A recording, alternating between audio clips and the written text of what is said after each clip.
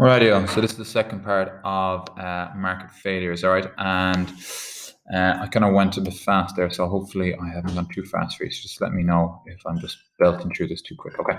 So really, just to summarize, what are failures? Failures is when either the market fails for a particular reason, either a private company is not providing a service, not providing an essential service, and the government needs to step in, or something, or there's a monopoly situation, or there's an externality and the government need to act on that externality, whatever it may be. So we're going to look at four ways in how market failure can be overcome. Most of it's obvious, and I think we've spoken about some of it before. Okay, so these are four things, and you only need to know two of these. In any question, I've kind of had a look through some of the old exam papers, and to be honest, I haven't really seen much on market failures. But because it's such a topical thing right now with COVID, with climate change issues, with banking failures. It's well, again, whether you're doing the leaving cert or not, at the end of the day, who knows anymore. But if you do end up doing it, I suppose there's a good chance that something like this could be asked. Okay, so number one, how can market failure be overcome? Number one, the government can provide it. Okay, the government can just step in and provide the service or the good that's missing. So again, we spoke about in the US context, in a free market system, if there's no money to be made in providing that good, no private company will step in and provide it. So the government just has to do it. So the government just provides security. The government builds a pipeline. The government builds a school. The government provides a bus service. So, for instance, in Ireland, with the mixed economic system, we spoke about the fact that you can have, for instance, Go Bus, private sector, or private sector, Bus Éireann, public sector. Go Bus will only run a profitable route. Bus Éireann will run an unprofitable route. So today, we're in the middle of January, bus to Ballybohan, Go Bus or City Direct aren't going to do that. So Bus Éireann might be the only one to do that. And of course, Bus Éireann is a government agency. So the government may just provide that. And what's the advantage and disadvantage? Well, you kind of see it there. The only reason they run a bus to Ballyvaughan is because it's a public service. So the consumer, the people who live in Ballyvaughan, benefit from that service. But the disadvantage is, well, there's no one else is going to step in, to be honest, to do this. So the government are kind of stung. They're just going to have to pony up the money and pay for it, because there's no way you can get people to Ballyvaughan in the middle of winter instead. Okay. Any other example? I suppose another solution there would be, for instance, the government are rolling out their COVID vaccine strategy right now. So again, they're hiring people to do this. They would prefer to outsource this to a private industry. So the COVID vaccination, you can see it eventually probably been rolled out to a private company. They pay a private company to do this, to come up with an innovative way to do that, and they just offer a contract for a company to do that. So they might need to kind of get the ball rolling on it. The government kind of start the process, and then a private industry then finish it. And the government might offer kind of fail safes to ensure that the private company don't lose any money on it. So they have to incentivize these things. Okay, so that's number one. The government can provide the service in the hope that maybe that'll spur a third party or a private company to offer it in the future. Okay. Why isn't this working? They legislate. So they bring in legislation, and legislation, as you know, is they bring in new laws. So they go to the courts and they write up new laws into legislate these things. So, for example, and maybe use this as an example, there was a market failure in the banks in 2008, 2009. So 2008, basically all the banks in the country went bust, and they went bust. I've spoken about this before, because they lent out too much money to the ninjas. The ninjas are the no income, no jobs or assets. Not just the ninjas, they gave money to everyone. Okay, so the market failed. What did the government do then to make sure that this didn't reoccur? They brought in new laws that mandated that a bank could only give out 80% loans at a maximum. So I walk into a bank 15 years ago and I say, I want to buy a house. They say, how much is the house? 300,000. Here's 300,000. Nice one. I got 100% loan. I walk into a bank today and I say, I want a house. How much is the house? 300,000. Cool. Do you have 40,000 in savings? Yes, I do. here's 260. So they will only give me 80% then of the value of the property. And the reason they do that is because the government have brought in laws, so central bank laws. So that'd be one example of the government bringing in legislation to protect consumers, to ensure that the industry doesn't fail again. Yes? Cool. Let's move. And there's more examples. We can come up with more examples again later on. But anyway, that'd be a good example. Number two, they can regulate. They can regulate and they bring competition law. So this will be looking at the situation with monopolies. And the European Union have a law out there. They've regulation. So even going back to this, like government legislation and regulation, it's kind of the same thing, to be honest with you. But competition law is something that the European Union feels very strong about. And I've spoken about this before, where the European Union can, and we're in the European Union, so we go through European Union laws. The European Union laws can force companies to open up markets, or they can force governments to open up markets to competition. So years ago in Ireland, the ESB was the only provider of electricity in this country, the ESB, Electrical Supply Board. It was a state-owned company, so it was a monopoly owned by the state. And about, I'd say 20 years ago at this stage, European Union competition law came in and they said, you have to deregulate the market, deregulation. And as a result, we now have Airtricity and Airgrid and Airgen and ESB and Bord Gáis. And now there's about 6 different suppliers of electricity to the Irish market. And again, what is it doing? It's protecting consumers.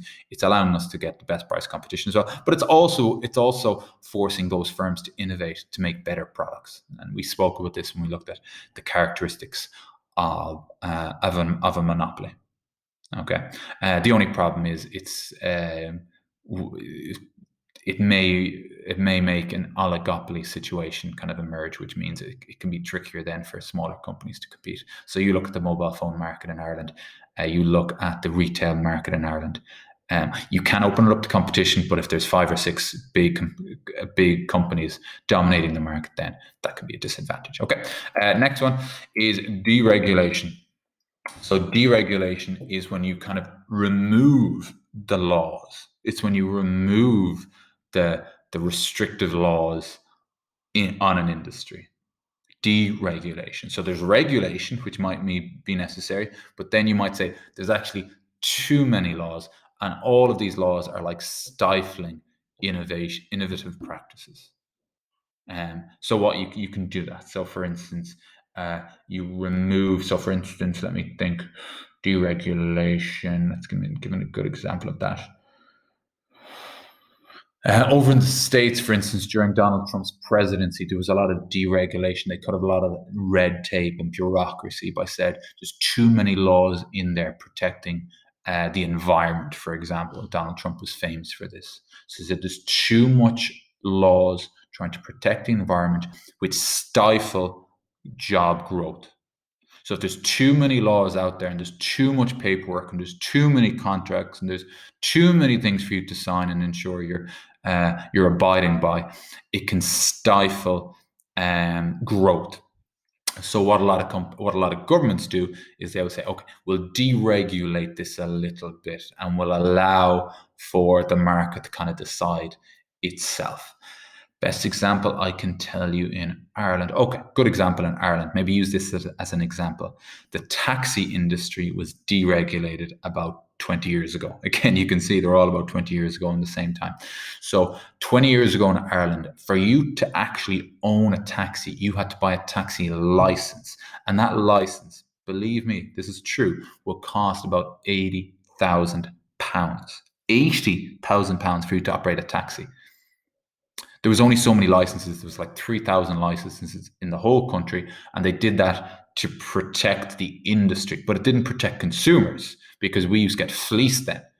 I mean, when I was your age, I went into town, I used to walk home every night because there was no taxis anywhere. Whereas you walk into town now, you'll get a taxi at any time. So they completely deregulated the taxi industry, which means they just said, let the market decide. Let the market decide. And the market was flooded then with tens of thousands of taxis, which was good for us as a consumer. It brought down the price. It gave us more options. It gave us more choice. But it has also led to a slippage of standards in the taxi industry itself. So it's a tricky enough thing to look at. Okay, and I think so. Again, you're looking at deregulation, advantage, disadvantage, and then solution. So, for example, they've just looked at here, looking at a cost comparison website to enable consumers to start an offering by their preference. Yada yada yada. I think that is it. Oh, last one. Sorry. I think yeah, because we're looking at each of these in turn. So externalities. What's the situation with externalities? Externalities is an external thing. So, for example, we looked at an externality being, climate change and COVID in particular. Let's just look at climate change. You can negate. You can offset the negative outcomes by taxing a particular company who caused that negative outcome. So, for example, carbon emissions. The price of carbon has now been set. So, if you had a factory in your community that was polluting the surrounding area and your community and creating really bad health, that is a social cost, it's an external cost, but it's also a private cost. So if there's a factory next door to me spewing out toxic gases, there would be a private cost to me. It would cost me money to protect my health. I'd have to get private health insurance, or I'd have to go see doctors. There would be a social cost to the surrounding community, where it might make the air toxic again for us to breathe. There might be limited outdoor activities. So you look at China now, for instance, at the moment, the air pollution levels over there are just toxic. So what the Chinese government are doing, and what every country around the world is doing at this stage, is they're taxing carbon. So they're putting a cost on a company who chooses to pollute. And this has an effect then on reining in that sort of pollution, so that you can tax it. So it says it there, taxes on negative externalities such as pollution. And then what you can do as an offshoot, because you might have heard this thing, is it a stick or carrot approach? The stick is used to beat. The stick is used to beat tax, tax, tax. Whereas the carrot is saying we'll give you a financial incentive not to pollute. So, for example, there's financial incentives now on people, on consumers in Ireland, to buy electric cars. So they're saying, rather than punishing you, well, they're doing both. So if you buy a car right now, there's a high tax on diesel and petrol cars, but there's a subsidy on you buying an electric car. So it's a bit of both. They're kind of punishing people for owning polluting cars, and they're trying to incentivize people to use cleaner cars, if that makes sense. So subsidy on positive external change.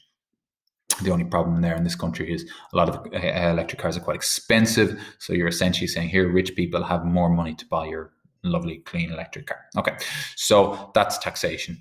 And again, you can look at all sorts of stuff with recycling and everything. Again, they tax companies who don't recycle, and they give subsidies on companies who do recycle. Yeah, that is it. Any questions? Please ask. I think that is that. Yep, Sinead. Blah blah blah.